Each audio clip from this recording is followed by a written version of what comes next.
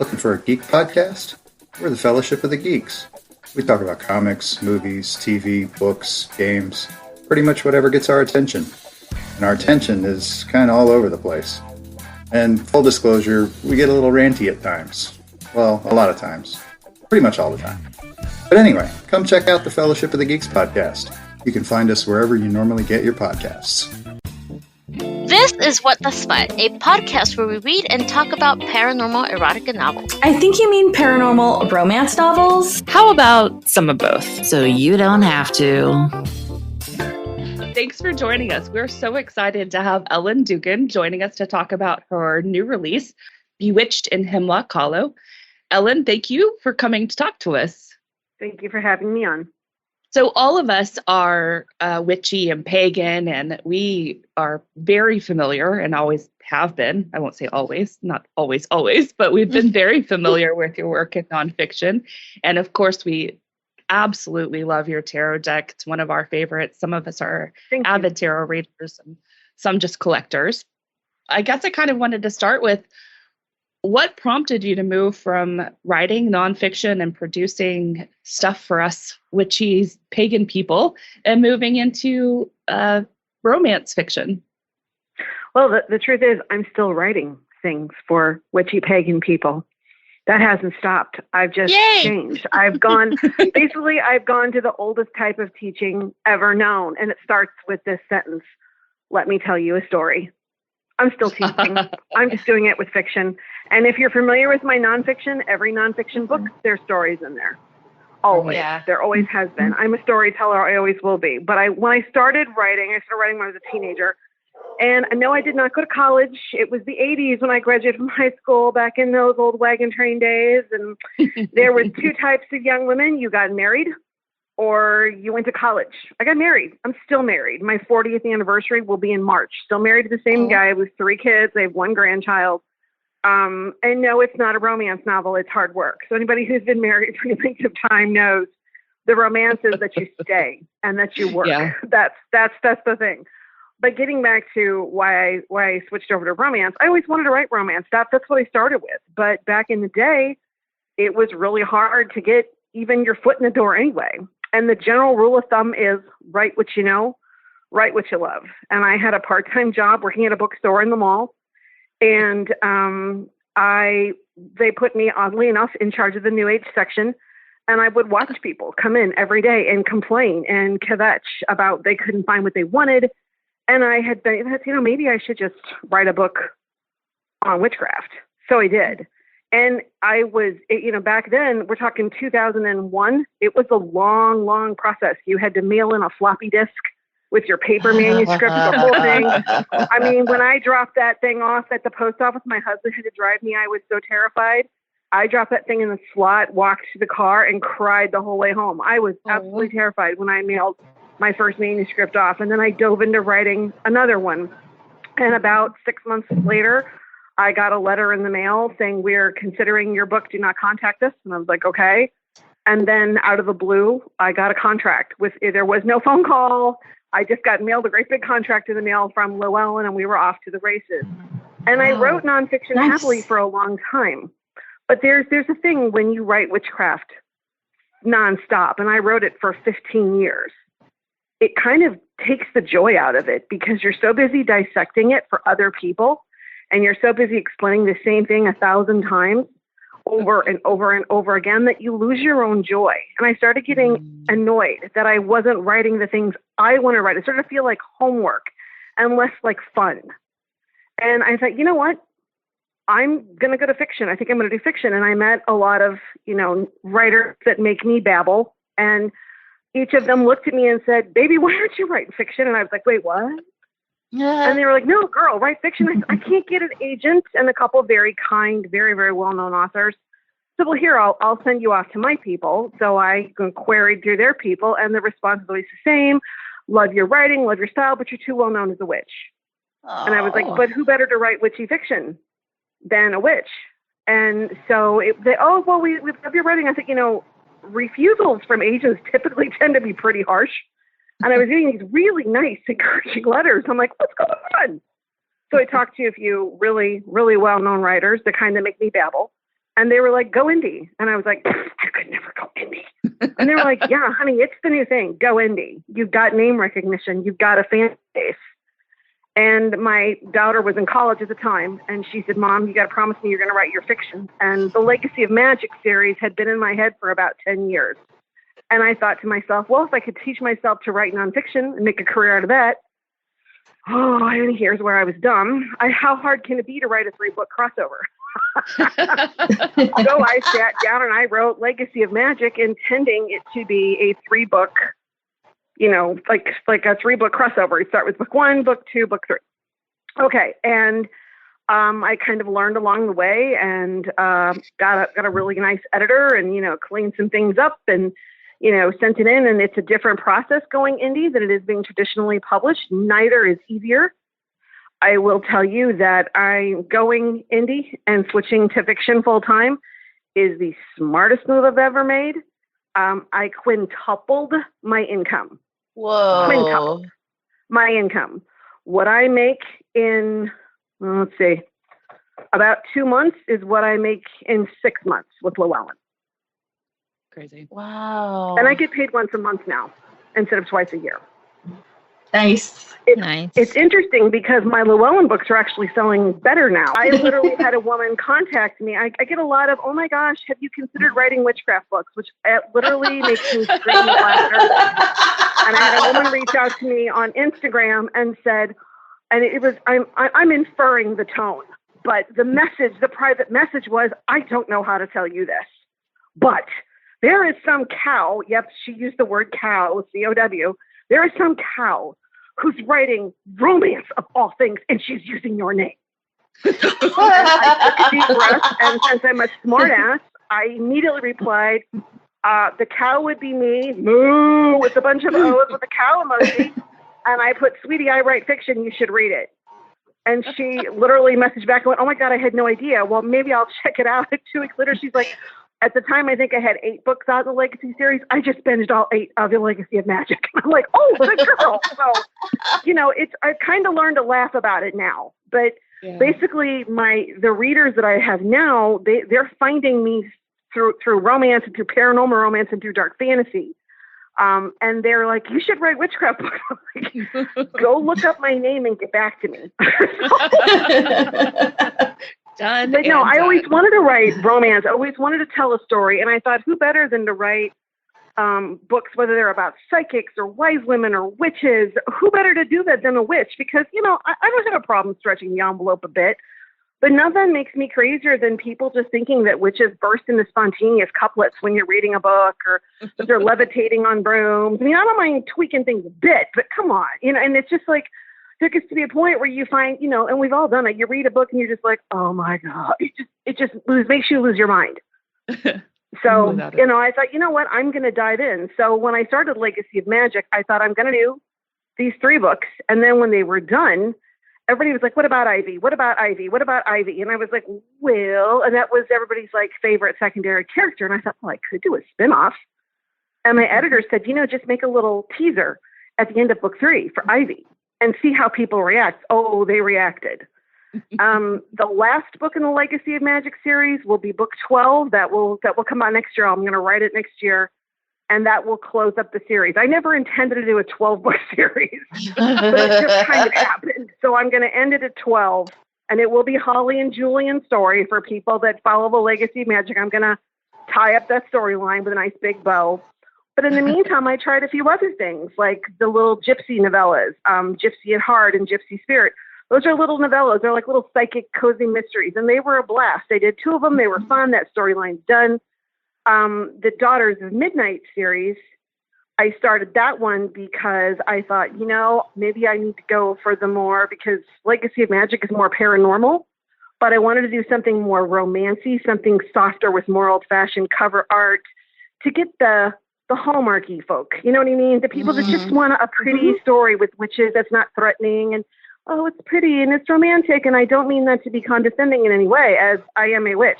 I was just like, but I like to unwind. I want something that makes me go, oh, when I read it, or it gives me a little happy tear, or makes me go, this was such a great story. I wanted something fun that I could unwind with. So I decided to do The Daughters of Midnight.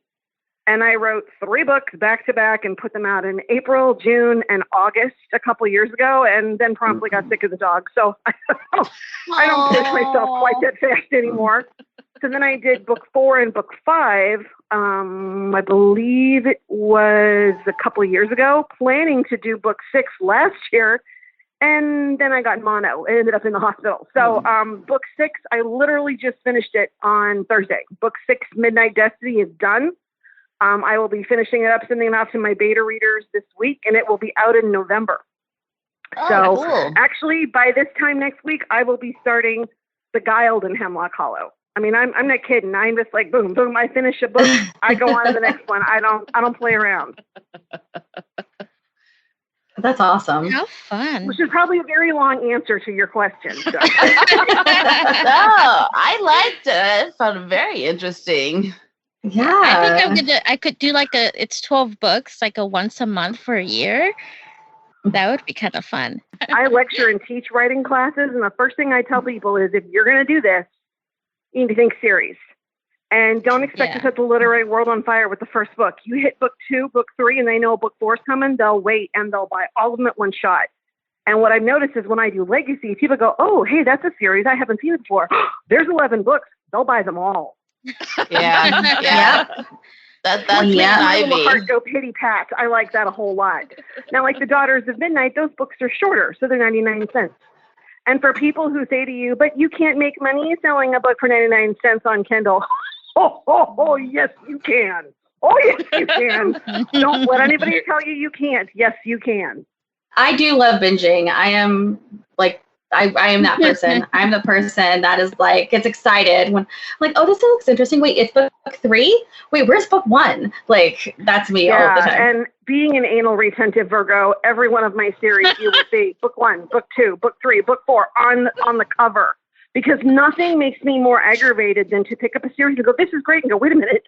What do you mean I'm on book 2? There was a 1, and then I have to go back and find it. Virgo, I can't do it. Smoke comes out of my ears. I need to. As a fellow Virgo, I appreciate that. Virgo's rule the world, honey. So I have a question as well. Yes, ma'am. You talked about Bewitched and Hemlock Hollow coming up, or already out at this point, I guess. I love a good smutty book, and this book promises to be bigger, badder, darker, sexier. Can you tell us a little bit about that? I sure can. When I started writing the Hemlock Hollow trilogy, that's a different genre. It's technically dark fantasy. Mm-hmm. And I'm probably going to piss somebody off, but I'm just too honest, so I'm just going to go ahead and say this. Dark fantasy is a politically correct way to say horror for girls. It's horror, but it's got romance and it's got sex. Sure, there's violence, but there's also a romance in there, and there's some sex. That's why they call it dark fantasy. Okay? Like Christine Feehan, that's dark fantasy. Okay? I mean, so, because yes, there's vampires, yes, there's this, yes, there's that, but there's also a whole lot of romance, a whole lot of sex going on. And I thought, you know what? I wanted to try a different genre because I had paranormal fiction with Legacy. I had a cozy mystery with Gypsies. I had The Daughters of Midnight, which is a paranormal romance, emphasis on the romance.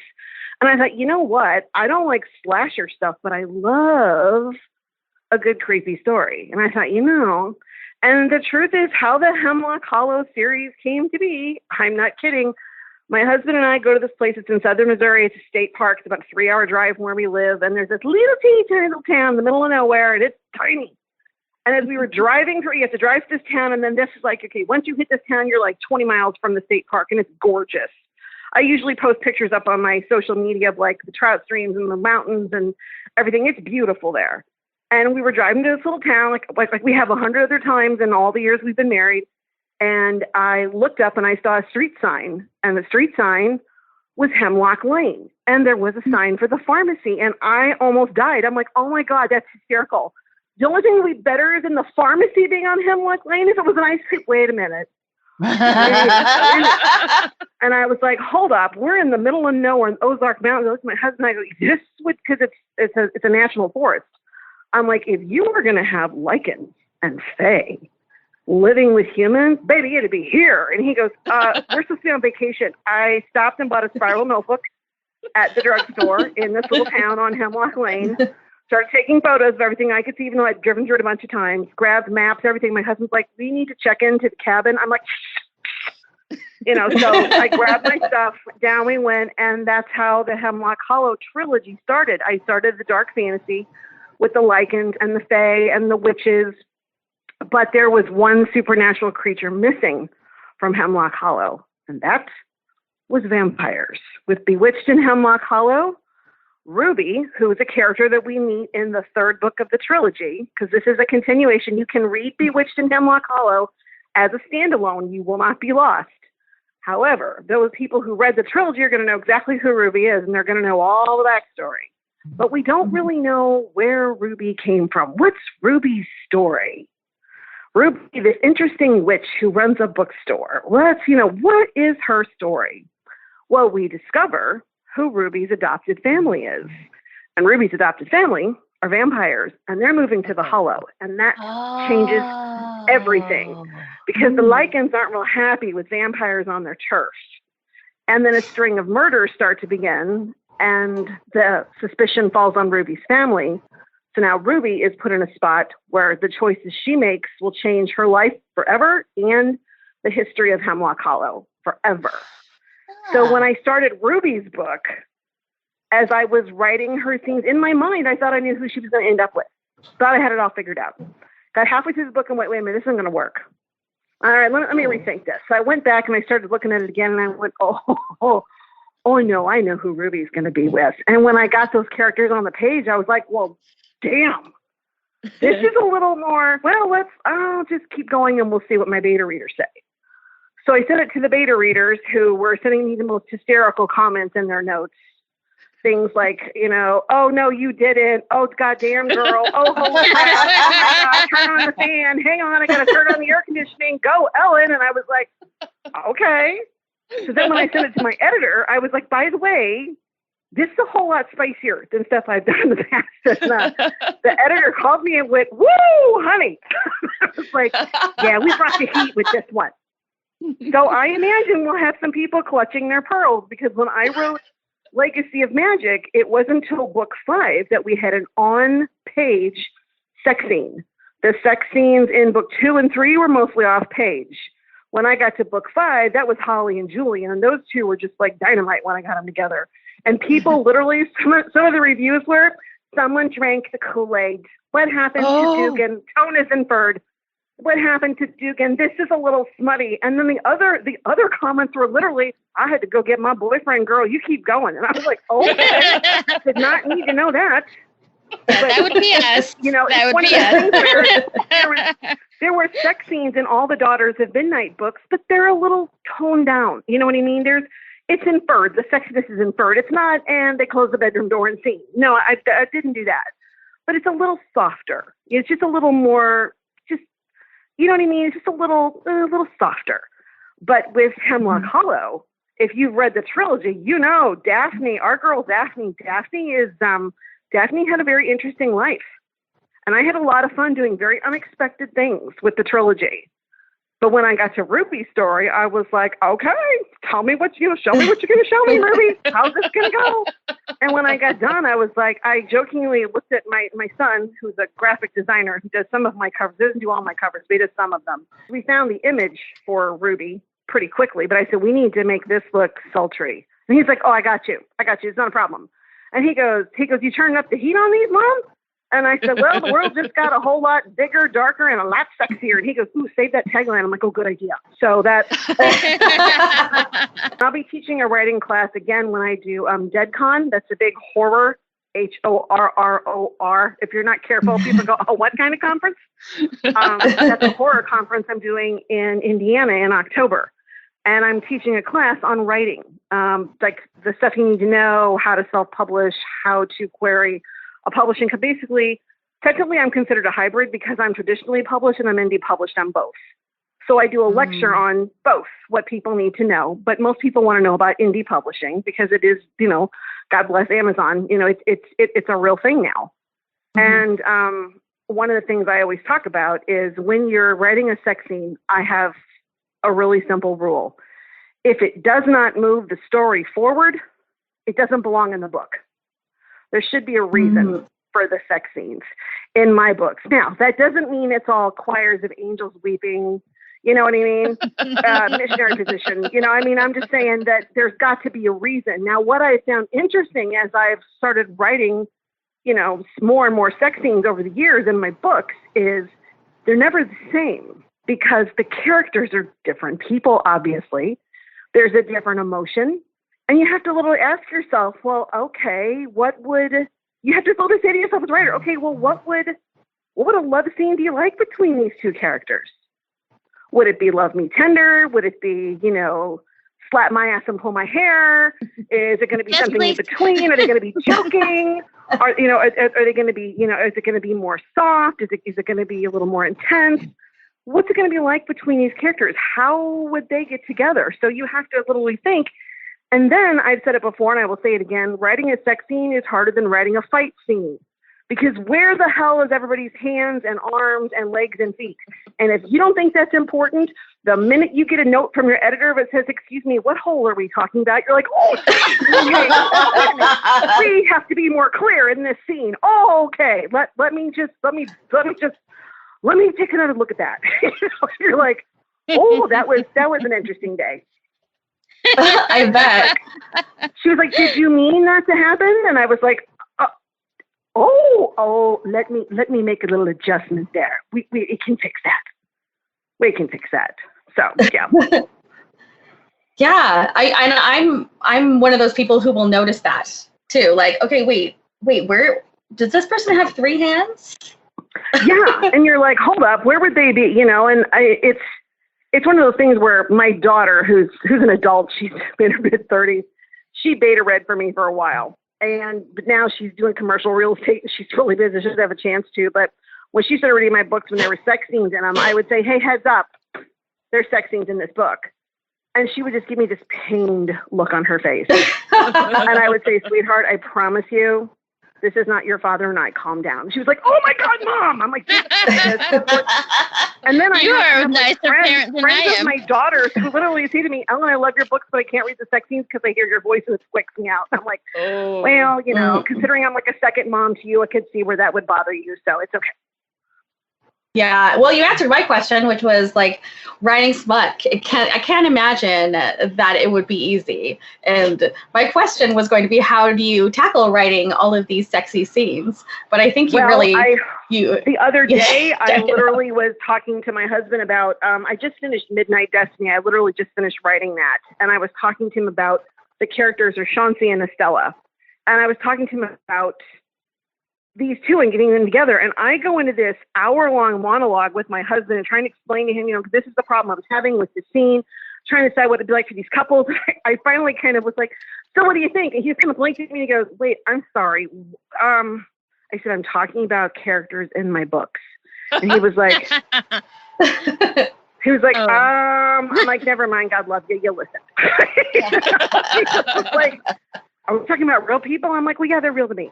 So, you know, it's one of those things where you have to kind of sit and think, how much can I, you know, again, number one, does it move my story forward? Number two, is it authentic to these two characters?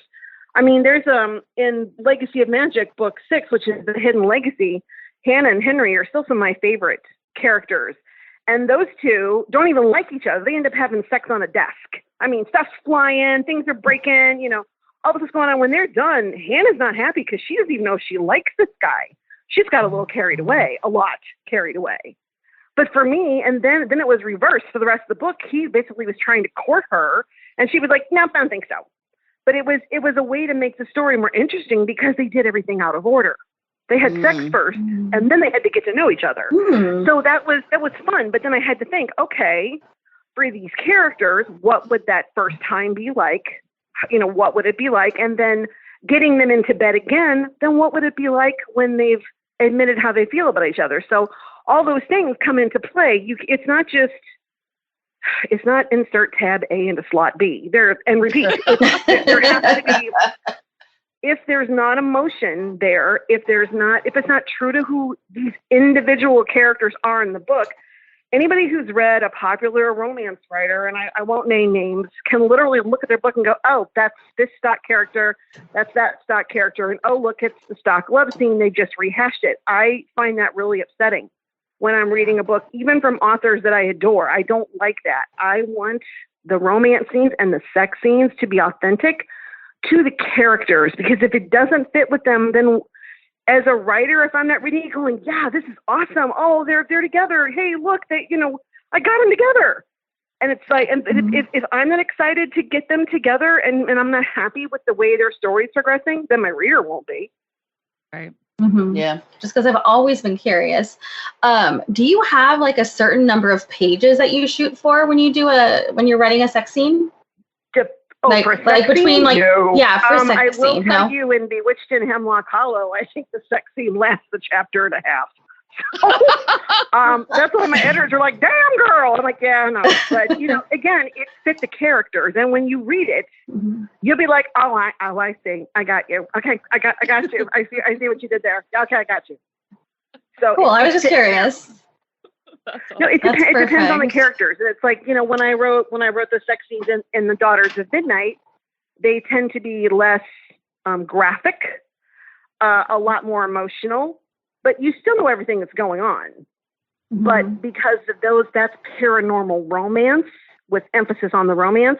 It's a little softer, even if it's a more intense scene. You know what I mean? But in Hemlock Hollow, in the trilogy and now the anthology, those, because it's dark fantasy. I can, Daphne shoots bad guys in the head in the trilogy. I mean, she's not playing. So you can't be like, oh, let's love me tender. Okay, if there's life and death, there's going to be a lot more, intensity in the love scene. So you just have to go with different tones. And again, it's what makes the story move forward. What's true to the character. What's true to the situation they're in. I mean, that makes sense. Like different people would be having sex they're all different ways people. Too. Yeah, they're people. Here's my stock sex scene. Let me just change the people's hair color and we're good. Like, no, that doesn't work. Yeah, the readers always catch it. I'm sure. Cool. Especially the bingy bitches like Ivy. Bingy bitch Virgo right here. One of your questions for me was what book is unread? If I want to read a book, I read it. I don't. There is no such thing as, I got to read that book. If I pick up a book, I read it. I read really fast, almost as fast as I talk. So, if I sit down to read a book, I'm done. It's like, okay, I'm up and I'm done. I'm done. I have a couple of books that I know other people absolutely adore that have actually been made into really popular television series. I tried like hell to read the books, couldn't get into them. And then but it was just one of those things where I was like, oh, okay, it's a little too tragic for me. All right, okay. I get it, he's pretty. Next, so kind of one of those things. Know your genre. If you're gonna, because people, I get this all the time, and it goes like this. Excuse me, Ellen, I have a question. So listen, I'm gonna write erotica, and this is the way they say it. I'm gonna write erotica because I really need the money, and I figured that's really easy. And then that's followed up with, because if you can do it, how hard can it be? Oh, I get that a lot. And I'm like, wow, here's the truth. Do you know? And then I look at them and go, do you know your genre? And they go, excuse me? I go, do you know what a genre is? Well, no. I go, okay, baby doll, that's your first problem. And the minute I call someone baby doll, you should probably dive under a table. Because I'm smiling when I say it, which is always a bad sign. And I said, do you know your genre? Do you know who the biggest selling authors are? I'm like, you need to do your homework. But I mean, it's not just, I'm like, baby, if that's your kink, go write for Penthouse Forum. There should be a story. Tell me that is for me what makes me want to watch a movie or read a book, because I want someone to say, let me tell you a story. And I'm like, yes, please. And I want that story. Yeah. I want the story. I want to forget about everything else that is out there. I don't want to think about anything. When I come up for air from that book, I want to be like, oh, wait a minute. What do you mean I have to do laundry and cook dinner? I was here and I was happy there. Why am I here now? This doesn't seem right. So I want someone to suck me into their world, tell me a story that for the time that I'm in that book, it's everything. And which is what I've tried to do with the series I've done. But I'm probably insane because I don't know another author who has 3 active series going at the same time. But yeah, that's one of the reasons I'm going to finish Legacy of Magick with book 12 next year. Midnight Destiny, that's book 6 in the Daughters of Midnight. That'll hold that series for a while. And then I did the trilogy of Hemlock Hollow to see if people would get into me writing dark fantasy. If it would sell well, it did. So Hemlock Hollow Anthology, at the moment, I have 10 titles mapped out to continue the anthology. Wow. Awesome. And I also have another series of novellas that I really want to write, but I told myself that I couldn't start another series till I finished Legacy of Magick because it's kind of jarring to go from one setting because none of the worlds overlap. To go from different settings, different places in the country, completely different genres, paranormal romance, dark fantasy, paranormal fiction. You're jumping back and forth where people might die. It might be ugly to people don't die. And if they do, it's off page. It's kind of like a Disney death. Oh, they fell off the cliff, type of thing. And then dark fantasy where the heroine's like, you're in my house, and she shoots people in the head. So, there has to be bouncing back and forth between, like, when I finished Bewitched in Hemlock Hollow and jumped back into Midnight Destiny 6 weeks ago. And I wrote that book in a little under 5 weeks. I noticed that Estella could handle herself quite well in a zombie apocalypse. And I had a hell of a time for the first week writing it going, no, there's not going to be zombies. No, she's not going to No, she's not going to kick anybody's ass. She's not going to pistol whip anybody. Calm down. Put her back where she belongs. And I was like, you know what? She could do that well. So it was, I kind of had to rein myself in and make sure I was staying true to, that specific genre that I was writing in. I would read your zombie apocalypse. Yeah, totally.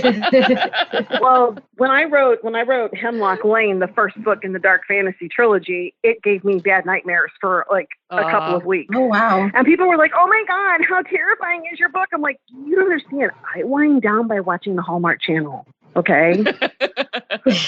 I put on the Hallmark Channel and go, oh, this is such a terribly told story. But you know what? There's a lot of plastic surgery on this lady. And then I end up making faces like other faces are permanently stuck from plastic surgery. It's kind of like, do you guys know what Mystery Science 3000 theater was? Yes. Oh, yeah. Okay. Yes. I Mystery Science 3000, the Hallmark Channel. It's how I wind down.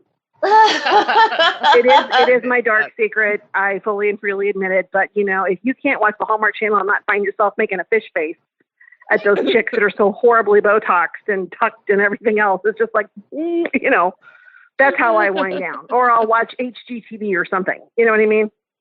Mm-hmm. Or like when I got done writing Midnight Destiny, I sat on the couch, pulled up Netflix, and went, we are rewatching Bridgerton. Click. I just binged the whole thing. I was very happy, enjoying Duke Simon for the day. It was a fun day. Never. You answered the question I was going to ask of what do you have coming in the future, but do you have another Magick pagan type book coming out or any plans for one? Nope. Okay. Nope. It's and I no. get asked about it all the time. There's literally my son-in-law literally called me one day and said, do you know there's some type of website, and I am not savvy enough on the internet to know what the hell site he was talking about, where people were literally taking bets and are waiting you out thinking you're going to go back to writing nonfiction. And No I'm like, way. well, have fun. Have fun waiting. I mean, think about it. I wrote 17 of them, and I did a tarot deck. Yeah, that's a lot. Titles. I've hit love magic, protection magic, prosperity magic, garden magic, home magic, seasonal magic, days of the week. I did magic for teens. I did herb magic. I did stuff on the Enchanted Cat.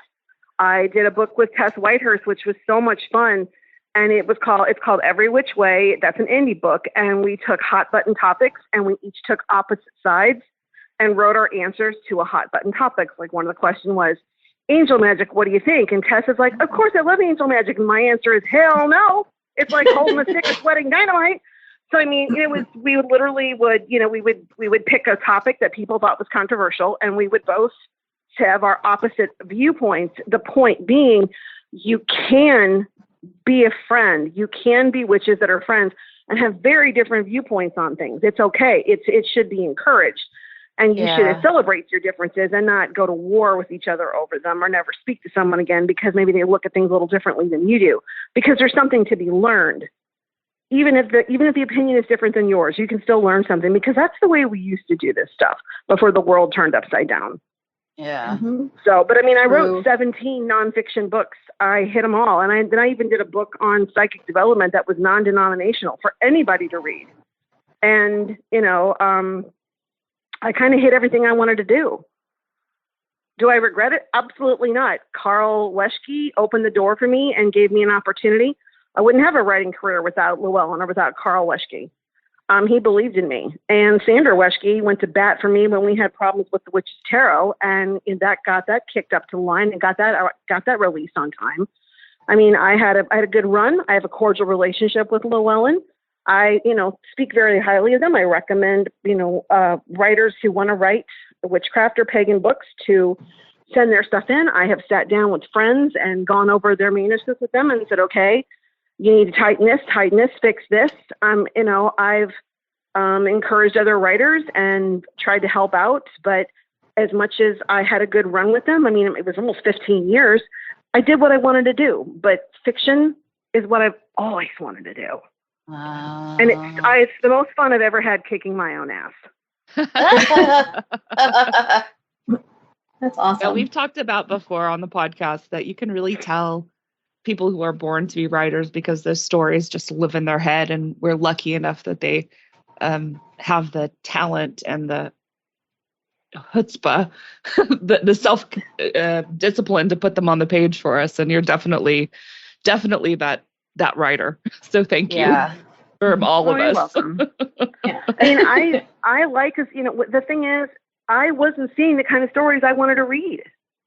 Yeah. And then I thought to myself, well, said to myself back in 2001, why isn't anybody writing the kind of witchcraft or pagan books I want to read? Well, hell, I could write them. So I did. And then then after writing for that for so long, I said, I'm not seeing the kind of fiction I want. Why isn't it writing it? Well, I could write it. I'm like, okay, I will. So, I learned as I went, and, it's been a hell of a ride. It's been the smartest thing I've ever done. I paid off my house. Whoa, nice. From this, I was able to pay off my house about a year early. I was able to get a car. Don't get excited. I went to CarMax. So don't have visions of me strolling up in a Beamer. No. I went to CarMax and got a Chevy Equinox because it's what I always wanted. But I mean, we can take vacations now. We can, we have a huge yard, and my husband, is 60, and he had said to me last year, this is killing me because our yard's very hilly. And I said, well, then just go get a riding lawnmower. If you want a riding lawnmower that bad, go get one. And he was like, really? I'm like, don't go crazy. But here's like your limit. But yeah, go get one. But I mean, he busted his ass for years providing for our family and everything else. And now it's my turn. Now it's my turn to take the lead, take the pressure off him so he can retire in a couple of years. Nice. Because it's not walk behind me. It's get up here. We're doing this together. You know what I mean? Yeah. Mm-hmm. Well, it has been just fantastic talking to you. What else would you like all of our listeners to know? Okay, well, Bewitched in Hemlock Hollow is released on September the 9th. So by the time this airs, it will be out. The Kindle price is $2.99. The paperback price is $13.99. I just got my proof copies today. The book has 358 pages. So it's a big book. And the sequel to Bewitched, or the follow-up to Bewitched in Hemlock Hollow, is Beguiled in Hemlock Hollow. There's a little teaser at the end of Bewitched. And I literally will start writing that book probably by this time next week. So nice.